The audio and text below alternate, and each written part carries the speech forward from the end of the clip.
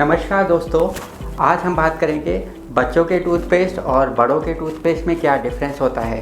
ये टॉपिक बहुत ही ज़्यादा सिंपल है लेकिन बहुत ज़्यादा इम्पॉर्टेंट भी है, क्योंकि कुछ पेरेंट्स का और कुछ लोगों का मानना होता है कि हम बड़े लोगों का टूथपेस्ट बच्चों में क्यों नहीं यूज़ कर सकते हैं, और ऐसा क्या है कि अगर हम बड़े लोगों का टूथपेस्ट बच्चों में यूज़ करेंगे तो इससे कोई नुकसान है क्या, या हम बच्चों का ही टूथपेस्ट क्यों ख़रीदें और उसको क्यों यूज़ करें, या किस टाइप का टूथपेस्ट हम बच्चों के लिए यूज़ करें।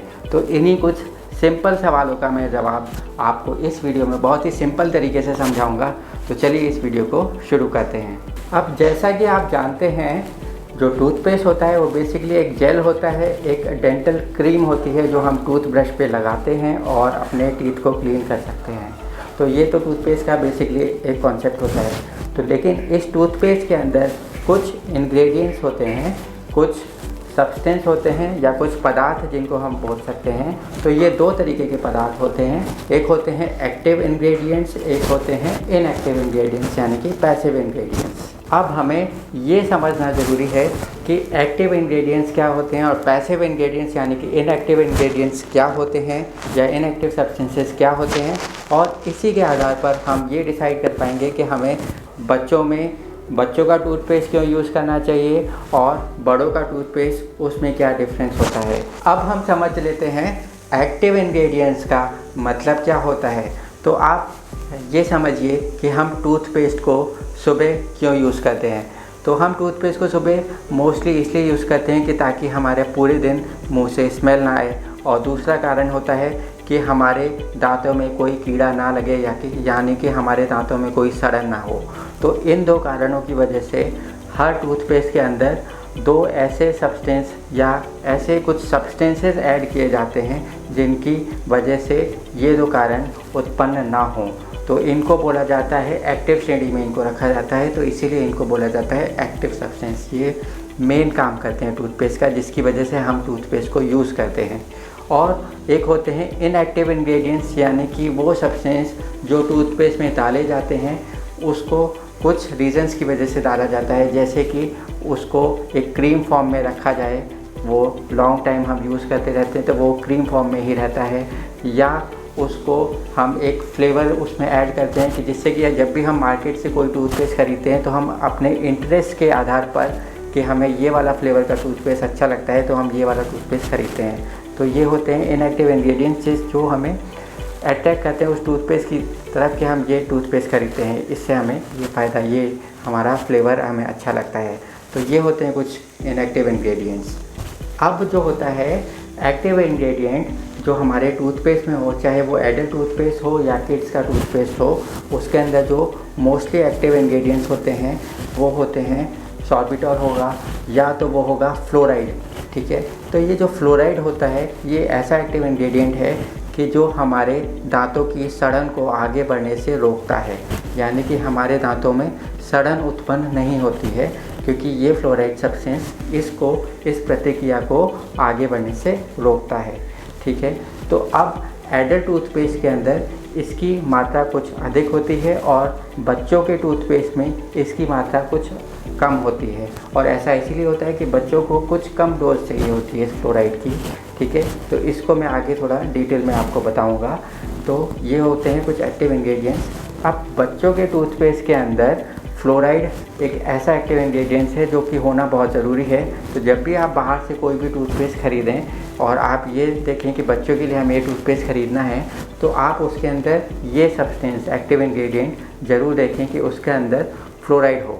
ठीक है, अब दूसरा एक्टिव इंग्रेडिएंट बच्चों के टूथपेस्ट में क्या होना चाहिए वो है ज़ाइलिटॉल। ज़ाइलिटॉल क्या होता है, एक नेचुरल शुगर है जो बच्चों के टूथपेस्ट में अगर ऐड की जाती है तो उससे जो डेंटल कैरीज है यानी कि दांतों में कीड़े लगने की प्रतिक्रिया या उनकी संभावना बहुत ज़्यादा हद तक कम हो जाती है। तो ये एक दूसरा पदार्थ है, दूसरा सब्सटेंस है जो एक टूथपेस्ट में आपको बच्चों के लिए देखना चाहिए। और जो तीसरा सब्सटेंस है यानी कि तीसरा पदार्थ है जो बच्चों के टूथपेस्ट में आप देख सकते हैं कि अगर ये है तो बहुत ही अच्छी बात है, वो है CPP-ACP। अब ये CPP-ACP है क्या? CPP-ACP का मतलब है केसिन फॉस्फोपॉलीपेप्टाइड अमॉर्फस कैल्शियम फॉस्फेट। इससे आप समझ पा रहे होंगे कि इसके अंदर कैल्शियम है, फॉस्फोरस है और एक प्रोटीन है जिसका नाम है केसिन। तो ये केसिन एक मिल्क प्रोटीन होती है। तो ये calcium rich phosphorus rich substance अगर दांतों में ये प्रोवाइड करेगा केमिकल्स, तो इसका मतलब कि ये हमारे जो डीके प्रोसेस है, यानी कि हमारे दांतों की जो सड़न है उसको भी ये वापस रिवर्स बैक कर सकता है। मतलब उस दांत को ये हील कर सकता है अगर छोटा सा, यानी कि इनिशियल स्टेजेस में अगर कीड़ा लगना शुरू होता है।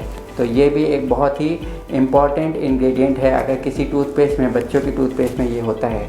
तो मैंने आपको 3 इंग्रेडिएंट्स बताए हैं बच्चों के लिए, खासकर जो टूथपेस्ट में आपको देखने चाहिए। या तो ये तीनों इंग्रेडिएंट्स हों या इनमें से कोई भी एक इंग्रेडिएंट, जैसे कि फ्लोराइड, ज़ाइलिटॉल या CPP ACP, इन तीनों में से कोई भी एक्टिव इंग्रेडिएंट्स अगर होता है तो वो टूथपेस्ट बच्चों के लिए बहुत ही बेस्ट टूथपेस्ट है। अब इसके साथ साथ जो इनएक्टिव इंग्रेडिएंट्स हैं बच्चों के लिए, वो आप जैसे कि यूज़ कर सकते हैं बच्चों के फ्लेवर्स के हिसाब से। अब ये जब भी हम मार्केट में जाते हैं तो कुछ इनएक्टिव इंग्रेडिएंट्स बच्चों के लिए यूज़ किए जाते हैं, उनके टूथपेस्ट में ऐड किए जाते हैं, जिससे कि बच्चे उसकी तरफ अट्रैक्ट हों। यानी कि बच्चों को जो फ्लेवर अच्छा लगता है, जैसे कि स्ट्रॉबेरी फ्लेवर किसी बच्चे को अच्छा लगता है, तो वो उस टूथपेस्ट को उठाएगा और उस टूथपेस्ट से वो ब्रश करना चाहेगा और उस वजह से वो मोटिवेट होगा क्योंकि वो पेस्ट को जनरली आप जानते हैं कि टूथ ब्रशिंग से बच्चे भागते हैं, लेकिन अगर कोई फ्लेवर टूथ ब्रश या टूथपेस्ट बच्चों को मिलता है तो वो उससे मोटिवेट होकर एटलीस्ट ब्रश करते हैं। तो ये इनएक्टिव इंग्रेडिएंट्स का महत्व इतना होता है कि वो बच्चों को उनकी तरफ अट्रैक्ट करता है। तो ये बात थी एक्टिव और इनएक्टिव इंग्रेडिएंट्स की बच्चों के टूथपेस्ट में। और बड़ों के टूथपेस्ट में होते हैं एक्टिव इंग्रेडिएंट्स, जैसे कि फ्लोराइड हो सकता है, पर उसकी मात्रा थोड़ी ज़्यादा होती है। अब हम बात करते हैं ये जो एक्टिव इंग्रेडिएंट्स की हमने बात की थी, सपोज़ हम फ्लोराइड टूथपेस्ट की बात करते हैं। ये एडल्ट्स में भी है और बच्चों के टूथपेस्ट में भी है, ठीक है। तो अब ये जो फ्लोराइड है इसकी मात्रा बच्चों में कितनी होनी चाहिए, तो हम इसको समझ लेते हैं कि हम बच्चों को 3 एज ग्रुप के हिसाब से डिवाइड करते हैं। जो बच्चे 3 साल से कम उम्र के होते हैं उनके लिए हम एक स्मेयर, यानी कि एक लेयर ऑफ टूथपेस्ट को हम ब्रश के ऊपर रख सकते हैं और उतने टूथपेस्ट से हम बच्चों के दांत खुद एज ए पेरेंट साफ़ करें। ये ऐसा इसलिए है क्योंकि 3 साल के बच्चे स्पिट करना नहीं जानते होते हैं और जो फ्लोराइड सब्सटेंस है, ये जो फ्लोराइड एक्टिव इंग्रेडिएंट है, ये बॉडी के अंदर जाना हानिकारक होता है। तो इसीलिए 3 साल से कम उम्र के बच्चों के लिए या तो फ्लोराइड टूथपेस्ट ना यूज़ करें, और अगर यूज़ करते भी हैं तो उसको आप एक छोटी सी परत की लेयर की तरह यूज़ करके बच्चों के दांत खुद ही साफ़ करें, ठीक है। अब जो बच्चे 3 साल से ज़्यादा उम्र तक के होते हैं और 6 साल तक की उम्र तक के होते हैं, उनके लिए आप फ्लोराइड टूथपेस्ट यूज़ कर सकते हैं और इसमें फ्लोराइड की मात्रा रहेगी 1000 पार्ट्स पर मिलियन, ठीक है। तो ये फ्लोराइड टूथपेस्ट आप एक मटर के दाने के बराबर उनके टूथब्रश पे रखकर अपने सुपरविजन में, मतलब अपनी देख रेख में उनसे ब्रश करवा सकते हैं, क्योंकि इस स्टेज में वो ब्रश करना सीख सकते हैं। अब बात करते हैं जो बच्चे 7 साल से ऊपर की उम्र के होते हैं, तो उनके लिए आप जो फ्लोराइड टूथपेस्ट है वो 1500 पार्ट्स पर मिलियन फ्लोराइड की कंसंट्रेशन वाले टूथपेस्ट यूज़ कर सकते हैं और इसको आप बच्चों को यूज़ करवाएं और अपने सुपरविजन में, यानी कि अपनी देख रेख में उनसे ऐसे टूथपेस्ट यूज़ करवा सकते हैं। अब बड़ों के टूथपेस्ट में यही फ्लोराइड कंसंट्रेशन 1500 पार्ट्स पर मिलियन से हायर होगी, मतलब ज़्यादा होगी, और इसके साथ साथ उनके कुछ और एक्टिव इंग्रेडिएंट्स हो सकते हैं, जैसे कि ट्रिक्लोसन है या बहुत सारे अलग अलग इंग्रेडिएंट्स ऐड होते हैं, एब्रेसिव्स होते हैं जो बहुत ज़्यादा दांत को घिस सकते हैं, जो कि बच्चों के टूथपेस्ट में नहीं होने चाहिए, क्योंकि उनकी इनेमल की परत बहुत थिन होती है, बहुत पतली होती है, तो इससे उनकी इनेमल की परत ज़्यादा जल्दी घिस सकती है बच्चों के दूध के दांत। तो इसीलिए आप ये सब एक्टिव इंग्रेडिएंट्स और पैसिव यानी कि इनएक्टिव इंग्रेडिएंट्स को देखते हुए यूज़ करें कि कौन सा टूथपेस्ट बच्चों के लिए, आपके बच्चों के लिए बेस्ट है। तो उम्मीद करता हूँ कि आपको ये बेसिक बातें एक सिंपल लैंग्वेज में मैंने आपको समझाई है। जिस बातों को अगर आप ध्यान रखते हैं तो आपको किसी भी कंपनी का टूथपेस्ट लेने में, उसको यूज़ करने में अब कोई प्रॉब्लम नहीं आनी चाहिए। तो वीडियो देखने के लिए धन्यवाद। अगर आपको कोई भी क्वेरी हो, कोई भी क्वेश्चन पूछना हो तो आप नीचे दिए गए कमेंट सेक्शन में मुझसे ज़रूर पूछ सकते हैं। वीडियो देखने के लिए बहुत बहुत धन्यवाद। नमस्कार।